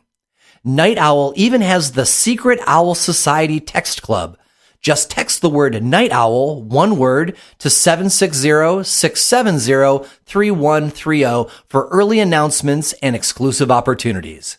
Of course, you can see lots of photos and find out about upcoming drops by following the Night Owl Seeds Instagram too, at daz.nightowl. That's DAZ.nightowl. You can get your packs of Night Owl Seeds at several distributors, including DC Seed Exchange, Insane Seeds, and Hembra Genetics. That's Night Owl Seeds. There's a difference because we're different. Sometimes the topics I want to share with you are far too brief for an entire Shaping Fire episode. In those instances, I post them to Instagram. I invite you to follow my 2 Instagram profiles and participate online. The Shaping Fire Instagram has follow-up posts to Shaping Fire episodes, growing and processing best practices, product trials, and, of course, gorgeous flower photos.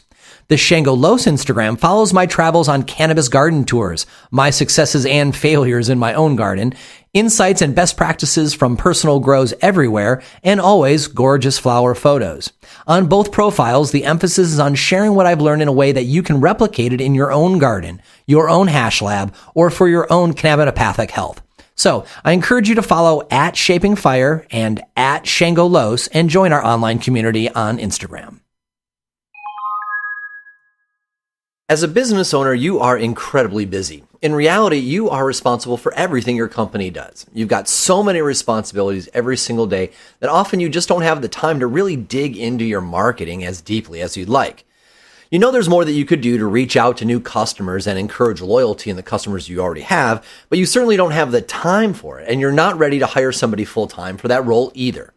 For you, I recommend Blunt Branding. At Blunt Branding, Kirsten Nelson and her team are focused on improving your bottom line. You know, most marketing firms are excited to make your logo, packaging, and website very pretty, but they leave responsibility for improving your bottom line up to you. They don't want that kind of responsibility, but that's pretty much the most important part of marketing, right?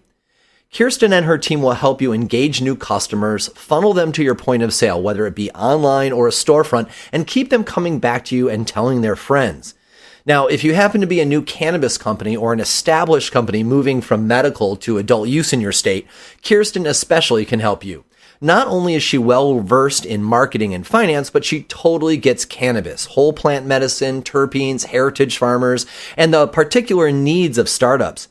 Check out what she did recently for Moontime Medicinals in Humboldt at moontimemedicinals.com.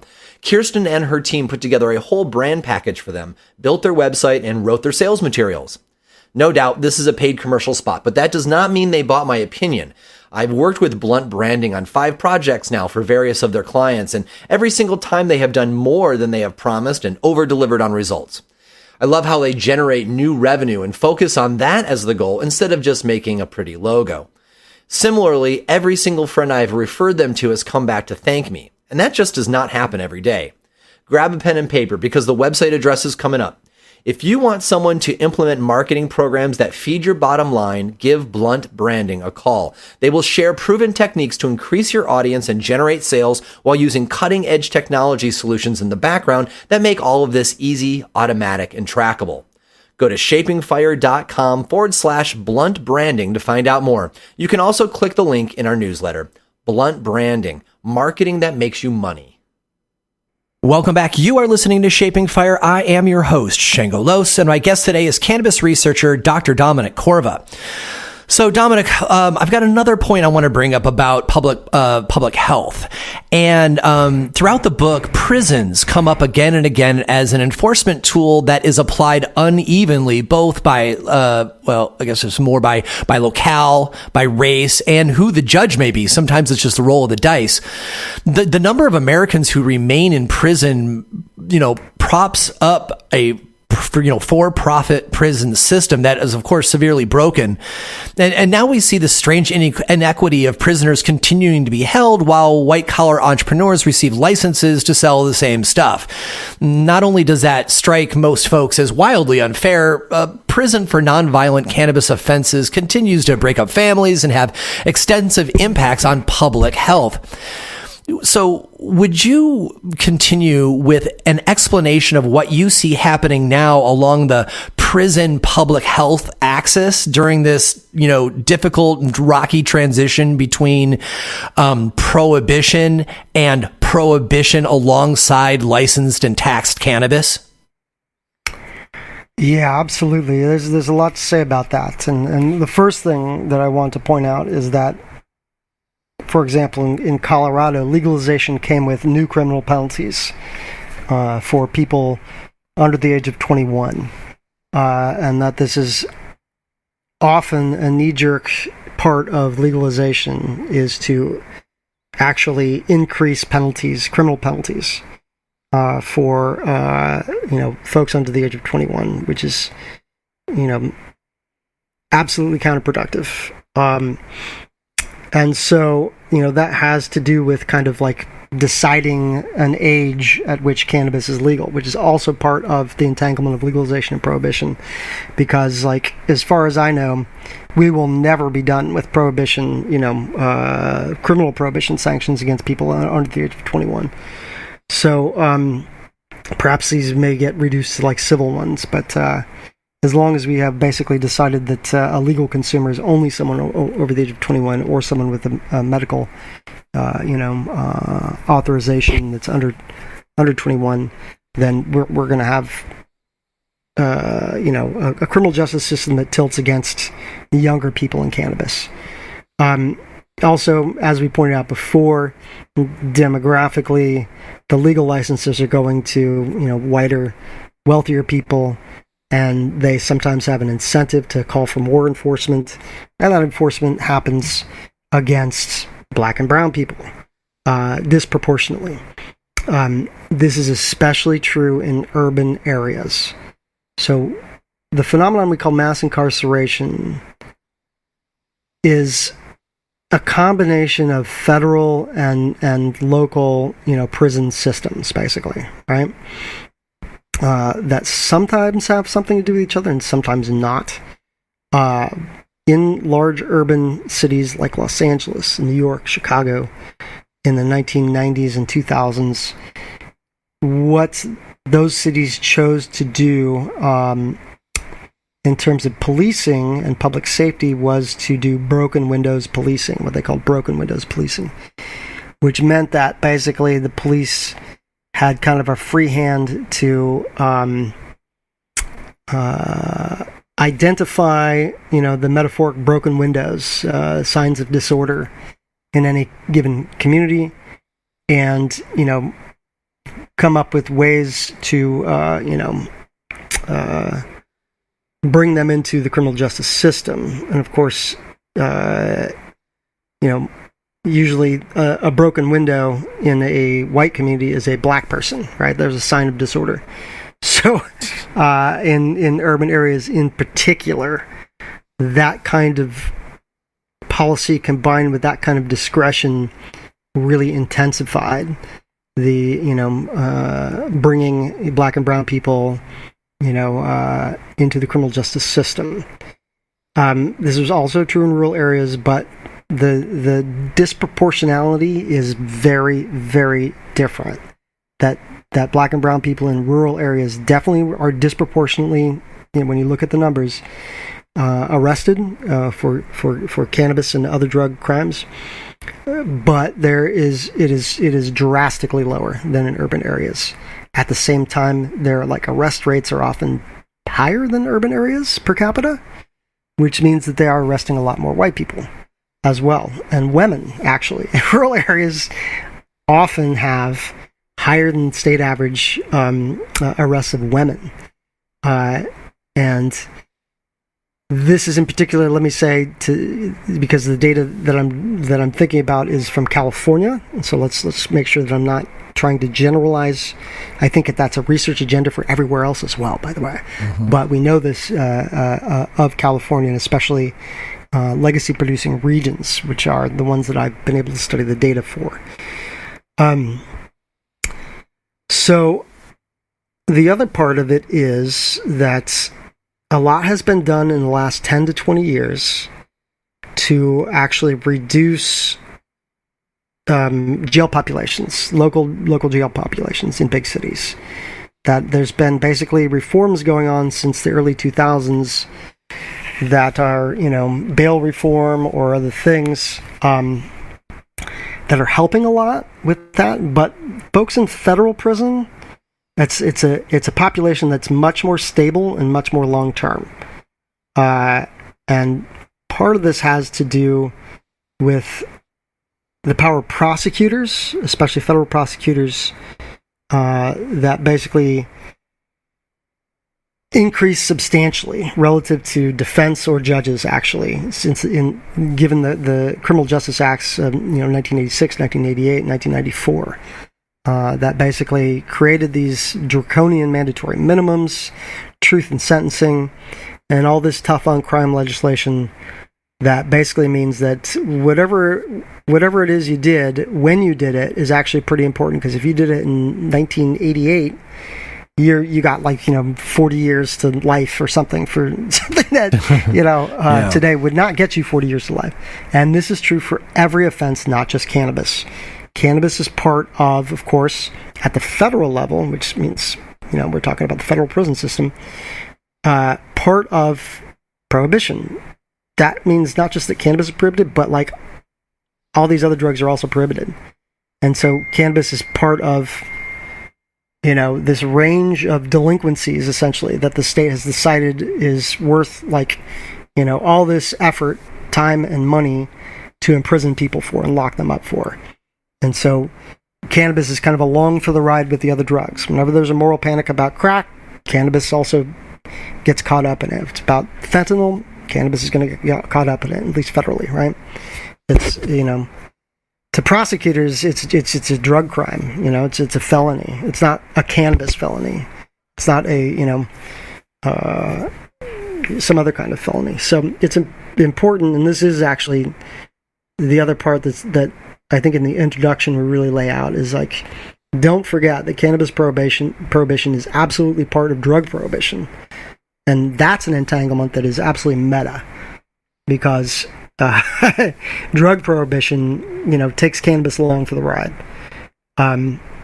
So with respect to, who gets prison and not, and in terms of, wealthy white people having licenses to sell things people are going to prison for, I would just point out that, even if those wealthy white people were getting arrested, they would either not be spending any time in prison, or they would be spending basically their time in prison Club Med, like wow. Martha Stewart, right? Yeah. That's our criminal justice system. It is absolutely unequal in this country, just like our economy is.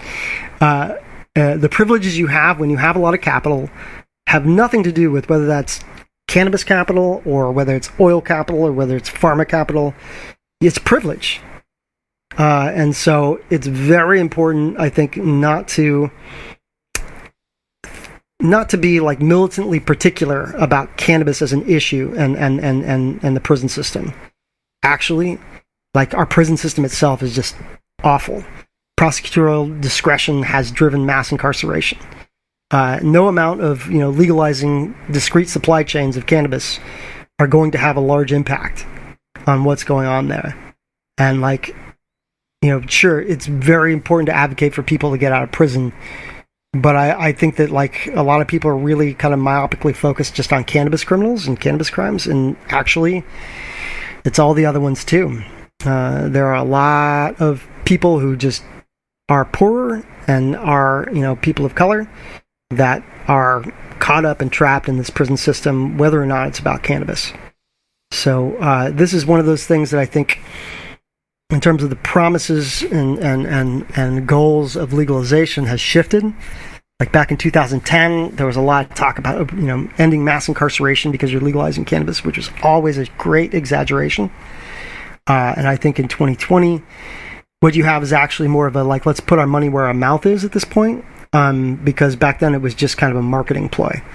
And in many ways, it did a great disservice to black and brown people by legalizing cannabis and then absolutely having no part of the legal cannabis system oriented towards actually helping black and brown people. We use them in Washington. We absolutely use them as let's legalize cannabis because it's bad for minorities, but then legalization comes along and actually doesn't do anything good for people of color. And I think that's changed significantly in the last 10 years.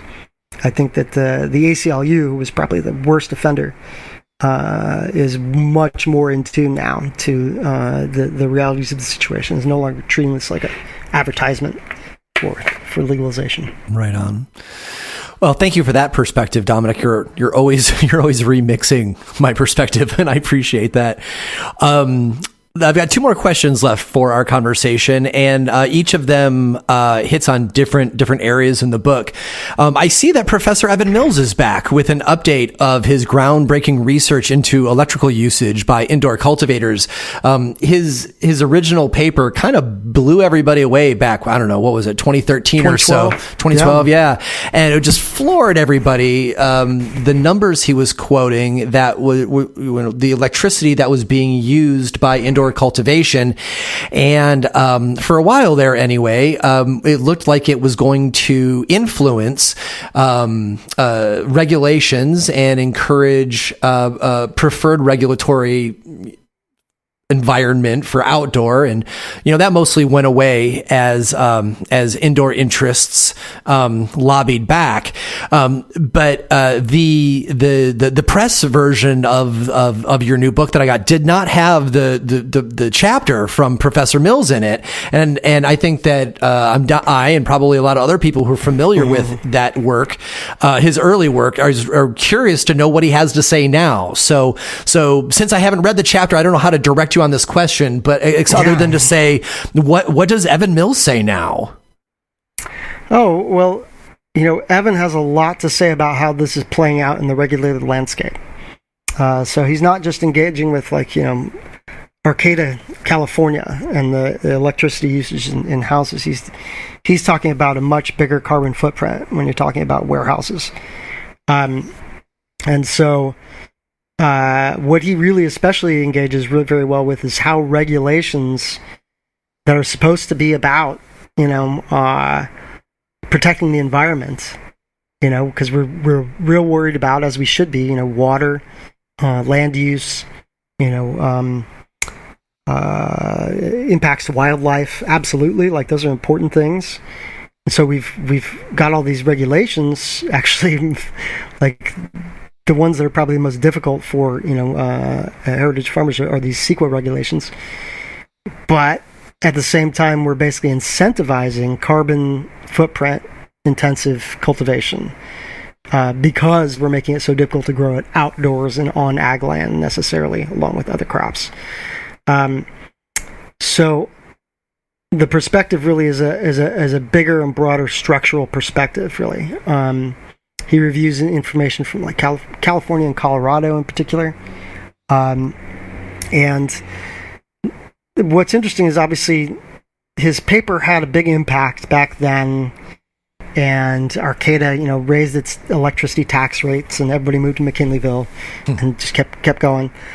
So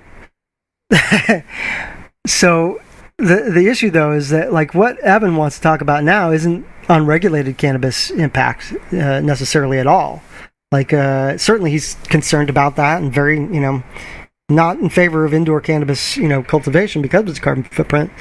But the really big problems now are in the regulated system, and so this is a critique of legalization, not just a critique of unregulated cannabis. And that in itself is profoundly important, and let's see whether it gets the kind of attention that his previous research did, because his previous research may have been a little more convenient for people that wanted to say perfectly reasonable things about the carbon footprint issues of indoor cultivation, but also it played into folks wanting to essentially, prohibit or reduce the amount of cannabis cultivation going on. In this case now, because that is very inconvenient. Once again, it's an inconvenient truth, but it's inconvenient to the regulators. And Evan is in fine form, addressing political and regulatory interests and corporate interests that are making this carbon footprint issue, or metastasizing it, just growing it massively. Of course, with the climate change conversation being that much more important now than it was 10 years ago, we hope that this is an intervention that is spread as widely and as fast as quickly as his prior one.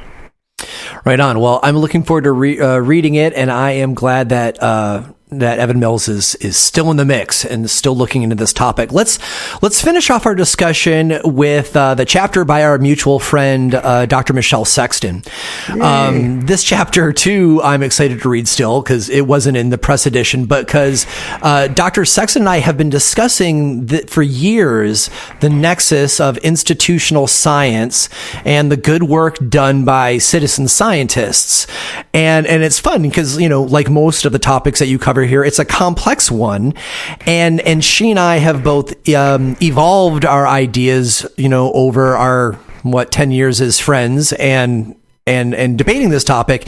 And as a citizen scientist myself, I know that often my sample sizes are low and my controls perhaps not the most complete, but citizen scientists everywhere are also working faster than institutions in many ways and blazing new paths that institutional researchers can, follow up on later. Plus, I'm hearing things from patients who talk to me that are often, not insights that are being heard by traditional clinical doctors. So what are the main arguments in this chapter on the intersection of cannabis citizen science and institutional or academic scientists? Well, Shango, that's a very good question. And I also want to just say that, Dr. Sexton is an absolutely, dear friend of mine and helped me co-found CASP as did Sunil Agarwal. Both contributors to this handbook, so it was especially great to have them both in here. Yeah, for sure. And so, really, I think what it comes down to, it's Michelle is very, very concerned to address the entanglement of commercialization and citizen science, and citizen science, is one thing when it's listening to patients and responding to them, right?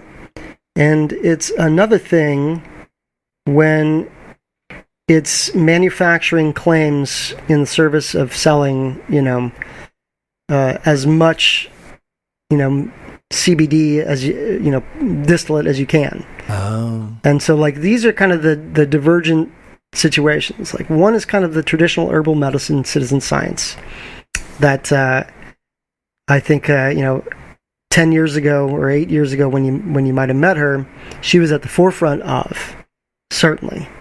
First analytics lab in Washington State, a naturopathic doctor, and then kind of this explosion of all these claims that get made that have a lot of issues, but the primary one is that they're incentivized by essentially the supply chain and marketing, especially around CBD.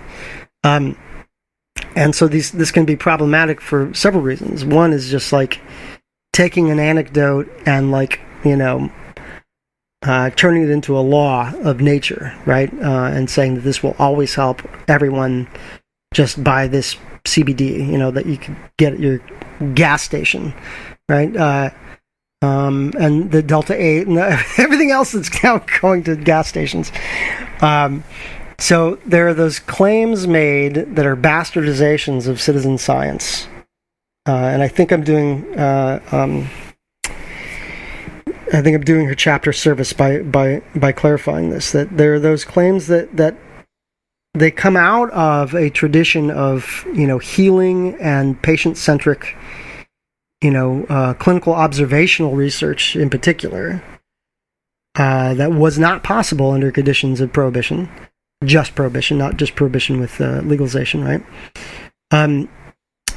And then there is essentially the commercial incentive to take those claims and completely divorce them from the intimate social relationships that characterize traditional herbal medicine, right? And so this is, I think, absolutely a fantastic intervention that could have gone in the public health section, but we chose to put it into the culture and social change section because it's about, to me, this cultural difference between like the commercialization, basically cultures of commercialization and cultures of care, patient-centric care, right? So citizen science is both something that has helped and also something that others have bastardized, basically to make a bunch of money off of. And so that, to me, makes it an incredibly important chapter, because what happens is a backlash, and I think you're seeing it a lot, actually, and you will see more of it. And the backlash is from, policymakers and health researchers who instantly see through, essentially, the commercialization of these claims, but they don't really also understand that the citizen science actually has been doing a lot of important work on the ground, so they discount really the traditional herbal medicine thing and hitch their wagons to like the pharmaceuticalization of cannabis entirely, right? Yeah, it feels safer to them. Yeah, it feels safer. They're like, herbal medicine, like that's a joke, look at these CBD companies, and so Michelle shares their distastes, but doesn't have that distaste for actual herbal medicine. She's a naturopathic doctor, and so in many ways it's to preserve the integrity of actually the entire tradition of herbal medicine, herbal traditional medicine, which is finally becoming recognized in the United States in the last 30 years as something that's actually valid, but still is kind of seen as not scientific, right? Because it's not working with molecules and standardizations, as opposed to herbal medicine, which can work with the whole plant and actually address differences in people's body chemistry. That actually standardizing medicine is a terrible idea from a certain perspective, because everybody's bodies are different, right? And so it's a really, really crucial intervention, and I hope to see more of it. But it's really kind of this we don't want cannabis to become snake oil, right? Like when it comes down to it, and snake oil is all about marketing over, safety. but safety is not defined by pharmaceutical procedures. Like that is something that is part of the herbal tradition as well. So if Dr. Sexton is listening to this, I hope I've done her chapter, the kind of service it deserves. It's a crucial intervention. Well, it's also great. I was very happy to see Dr. Michelle Sexton's chapter in the book for a host of reasons, but one I like is that she's always been a friend to the patient first. She has been involved, advising different companies in cannabis, and of course she's been working with cannabis as an herbalist for a very long time, and even myself, with Michelle and I being allies and having very similar agendas, she would often catch me and say, well, Shango, you're kind of overstating what we know about cannabis based on your anecdotal, conversations with patients. And sometimes that would frustrate me, but then I had to come back to what's real and realize that, relying too much on hype is where we get into these problems. Yep. And, if Dr. Michelle Sexton is anything, she is anti-hype. So yeah, I am grateful for the chapter and her participation as well. Yeah. So, Dominic, thank you so much for your time. Again, congratulations on the release of this collection you edited with Joshua Meisel, the Routledge Handbook of Post-Prohibition Cannabis Research. Where can folks get the book? So, first of all, let me actually, because I haven't yet in this interview, I want to express my profound gratitude towards my partner in this project, Josh Meisel at Humboldt State University, sociologist. He's been we've been a dream team together, and we're doing a lot of other things together too. And so I just am so grateful for his friendship and collaboration, and he deserves a lot of credit as well. And so I want to make sure that I don't leave him out. But so the other thing is, of course, is that you can buy the handbook on Amazon. You can buy it on Routledge.com. Routledge is a global academic publisher. This is the hardback version right now. There's going to be a soft cover that's going to be much less expensive.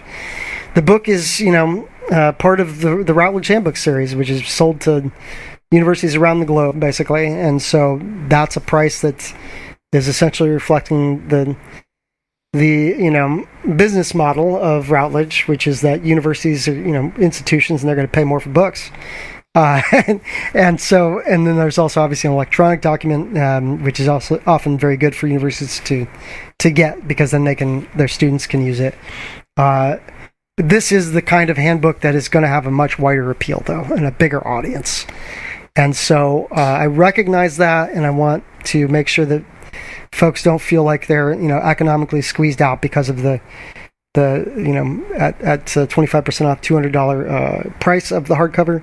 There will be a soft cover. It will be out in a few months, and strongly encourage folks who are not particularly wealthy not to go out of their way and get the expensive one, but the cheaper one will be available.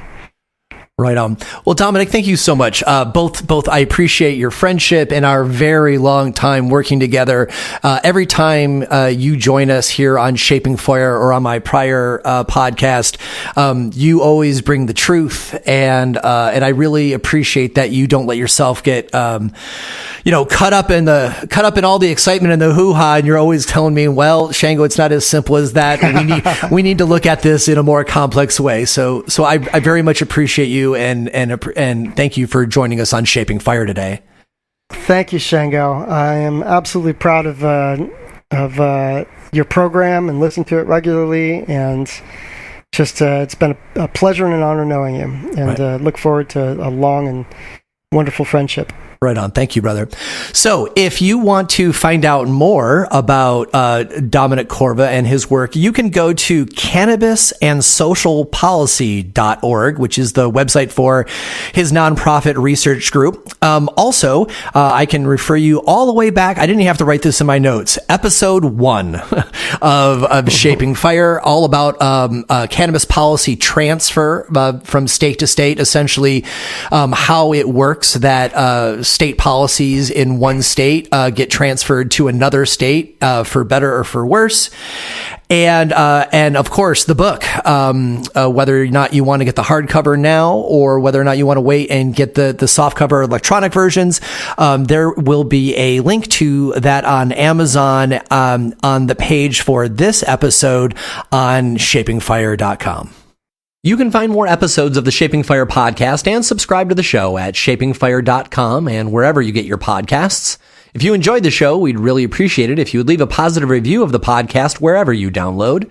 Your review will help others find the show so they can enjoy it too. On the Shaping Fire website, you can also subscribe to the newsletter for insights into the latest cannabis news, exclusive videos, and giveaways.